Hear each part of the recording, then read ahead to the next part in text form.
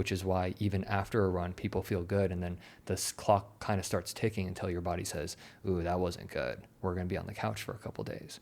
So the goal of mobility work is to be capable of moving whenever it is that you need to move. I think about, and don't poke too much at this logic. I haven't worked it out too much, but it makes for a nice story. I think about our ancestors, like what did they do for hunts? Did they do a lot of stretches and warm up?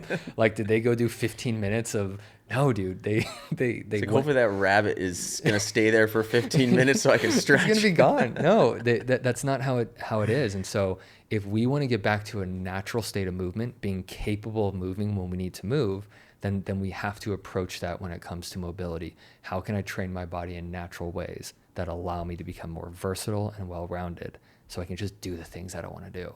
Mm-hmm. Yeah.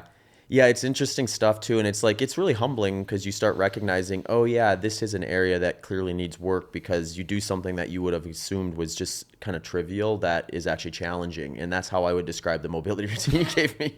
Dude, I remember our first session having you lie on your back. So after it became clear that the right leg and the left leg, there was just two different things going on. And we could have spent hours diagnosing and analyzing which muscle, which joint. We had to make it simple. Right leg and left leg were doing two different things. And I remember bringing you down to the ground and just getting your right ankle to move. It was really simple. And it was so basic. And in its simplicity and basicness, I mean, you're a runner. Your legs are very optimal. But just asking a ankle joint to become an ankle again, it is profound sometimes when we slow everything down and we just look directly and objectively at what is the capacity of this joint to do its job by itself.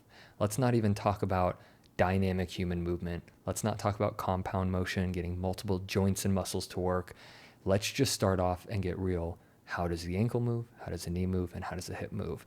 And when you can do really specific corrective exercises that expose that, you don't need some huge, specific, very complicated approach to resolve your body. We just got to get that to move better. And we got to get that to move better. And the exercises that expose the problem are the same exercises that resolve the problem if we do those long enough.